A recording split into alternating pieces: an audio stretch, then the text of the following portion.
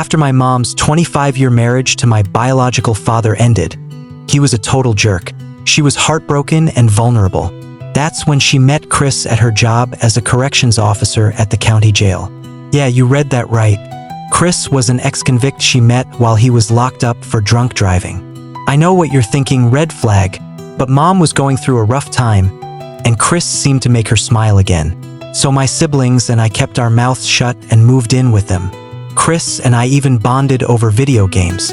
Everything seemed okay, until 2017 hit like a freight train. One day, Chris went to the courthouse for his regular check-in. Remember? He was still on probation. Hours passed. No Chris. We started to worry. Then the phone rang. Chris was calling from Texas.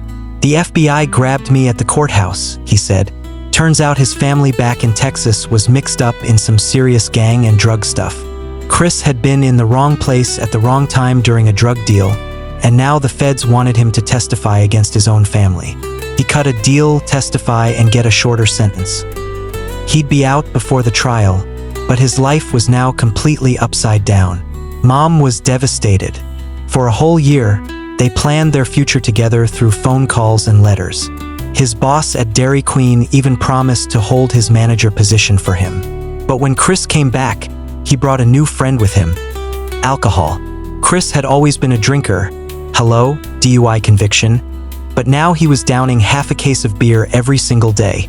And drunk Chris was a nightmare, picking fights, saying cruel things, making our home feel like a war zone. Mom made excuses for years. He's stressed about work. The trial is getting to him. He'll get better, but he only got worse. Finally, Mom had enough. One night, Chris stumbled home completely wasted. When Mom confronted him, he didn't even try to lie about it. "Pack your bags," she told him. "You're out." He went to crash at a friend's place, and the next morning we were gathering his stuff so he wouldn't have to come back until he sobered up. That's when Betty knocked on our door. Betty worked with Chris at Dairy Queen. She'd gone to high school with me, so this was especially awkward. But she had something important to tell Mom. "Promise you won't say I told you this," Betty said, sitting Mom down. Then she dropped the bomb. Chris was cheating with a woman named Darla. And it wasn't just some emotional affair.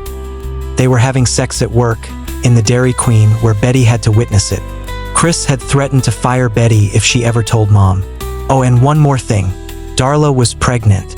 The room went dead silent. Then Mom's face turned red with rage. "Get all his stuff," she told us. "Every last piece. Put it in the alley." We spent the next hour dragging Chris's entire life out of our house and dumping it behind the building like garbage. Mom called Chris and confronted him. He confessed to everything. Worse, he said he was happy about the pregnancy because now he'd finally have a child of his own. Mom couldn't have more kids. We three had nearly killed her during childbirth. No apology, no remorse. Just pure selfishness. Mom arranged for him to pick up his stuff from the alley with a police officer present. Then he was gone from our lives. At least Mom thought he was gone. Mom wanted to move on and heal. She'd been through enough. But my siblings and I, we were just getting started. We called his boss at Dairy Queen. The owner was a family friend who owned multiple locations in the area. We told him about the workplace activities Chris had been conducting. The boss was horrified. Chris was fired immediately and banned from every Dairy Queen in the region. Betty got promoted to manager and cleaned up the mess Chris had left behind. But we weren't done. Chris moved in with pregnant Darla an hour away and got hired at another Dairy Queen. So we called that owner too. It took longer since Chris hadn't started his gross behavior there yet. But eventually, they fired him as well. With no job and no prospects, Chris started driving around our neighborhood. We'd see Darla's car cruising past our house at all hours. It was creepy and threatening. Here's the thing though, Chris still didn't have a license because of his DUI probation. When he lived with us, he never needed to drive since work was close and we could give him rides when needed. But now he was driving illegally every day. We called the police and gave them Darla's license plate number. "This guy is driving without a license and probably drunk," we told them. "Pull him over next time you see this car in our area." A few weeks later, we got the call we'd been waiting for. Chris had been pulled over, arrested for driving without a license, and he was drunk. Back to jail he went. But it gets better. When police searched the house where Chris was staying with Darla, they found guns, multiple firearms. Since Chris was a convicted felon, he wasn't allowed to possess weapons. More charges, more jail time. By the time he finished serving for the weapons and driving violations, it was time for him to be shipped back to Texas for the big trial he'd been dreading. While Chris was locked up in Texas, his son was born. Darla, now stuck raising a baby alone while the father sat in prison, finally realized what kind of man she'd gotten involved with. She cut all contact with him. From prison, Chris started sending desperate letters to Mom. Page after page of, "I'm sorry," mixed with, "It wasn't my fault." Sometimes in the same paragraph. Mom had the perfect response to each one.